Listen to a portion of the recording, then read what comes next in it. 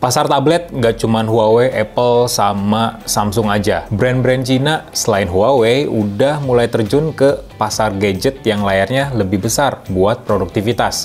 Contoh lah kayak Xiaomi dengan Redmi Pad-nya, terus Realme dengan Realme Pad Mini, dan yang terbaru, Oppo dengan Oppo Pad Air-nya yang jadi tablet pertama di Indonesia dari Oppo pastinya. Tablet ini dijual dengan harga 3,9 jutaan dan itu nggak termasuk sama stylus dan keyboard wireless-nya. Tapi di situs resmi Oppo-nya, kalian udah bisa beli stylus ini dengan harga 699 ribuan aja. Jadi kita sekalian first impression aja dan pengen tahu aja di dalam dusnya tuh ada apa aja sebenarnya. Yuk!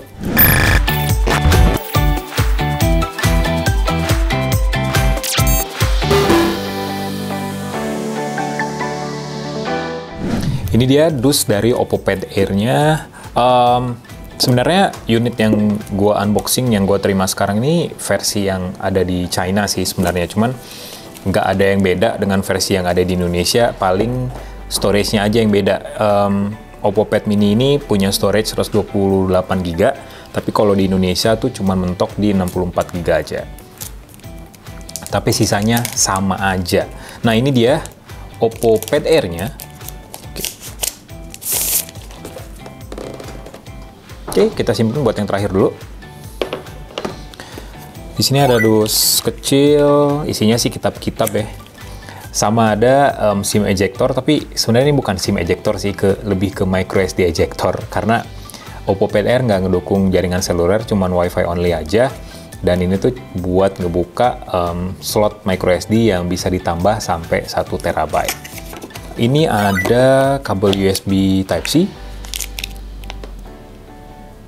Type-C, dan ya karena ini versi China, versi yang beredar juga di Malaysia kalau nggak salah, jadi colokannya yang ada 3 ya, jadi enggak seperti colokan standar di Indonesia, jadi kalian harus punya konverternya lagi gitu kalau pakai Oppo Pad Air versi China.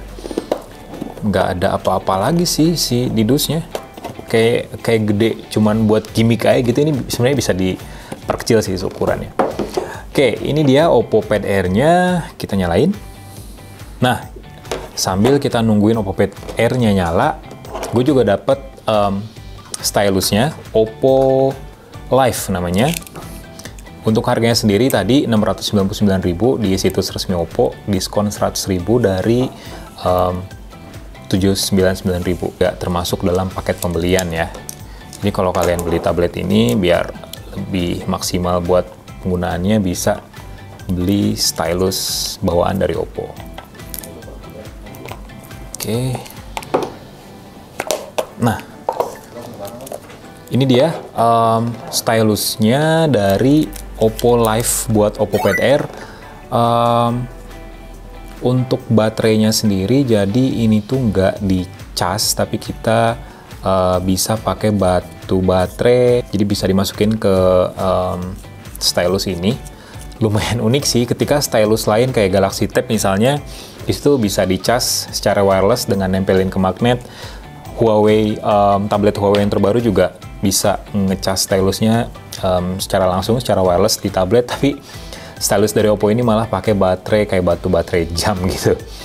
Lumayan unik, tapi untuk bentuknya dan grip penggunaannya sih ini mirip kayak pensil pulpen pada umumnya, jadi lebih enak buat dipakai juga.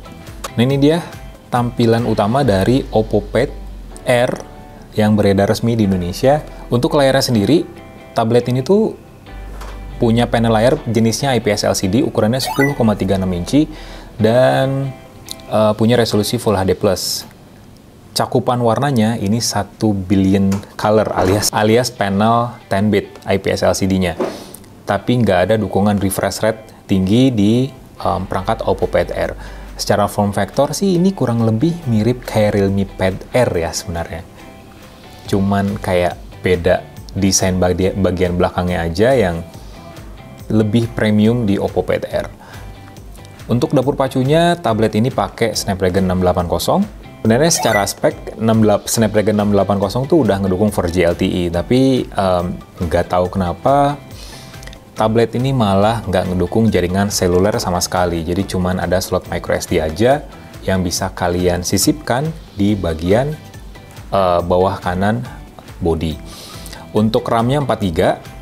Coba kita lihat apakah bisa ditambah. Oh, oke. Jadi RAM-nya bisa ditambah sampai 3 GB secara virtual. Jadi total RAM yang bisa ada di tablet ini maksimal 7 GB, tapi untuk mengaplikasikannya kalian harus restart tabletnya dulu.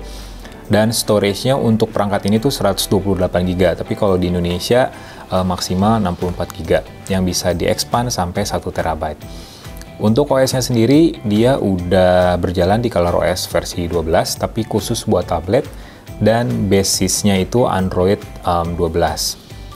Tapi kayaknya bakal dapat update sih ke Android 13, jadi tungguin aja lah ya untuk update-nya.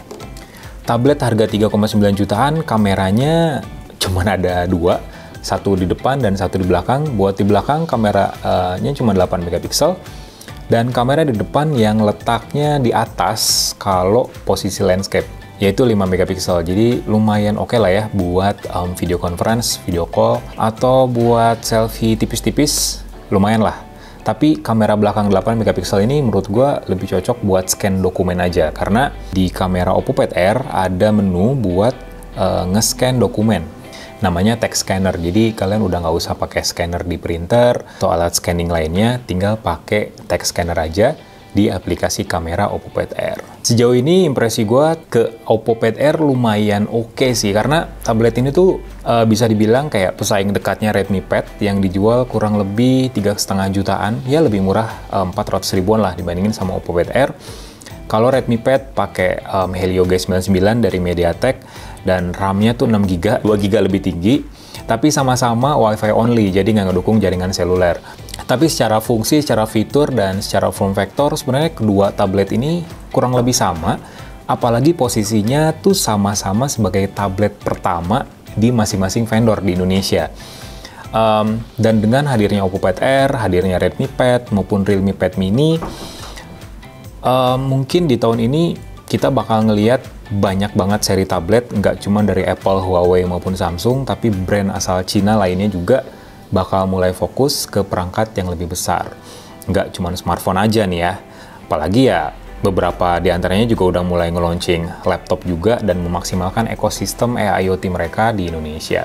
Tungguin aja review lengkapnya dari Yozontech untuk Oppo Pad Air ini, termasuk nyobain stylus Oppo Live-nya, apakah enak buat ngegambar di perangkat berlayar 10,68 inci ini.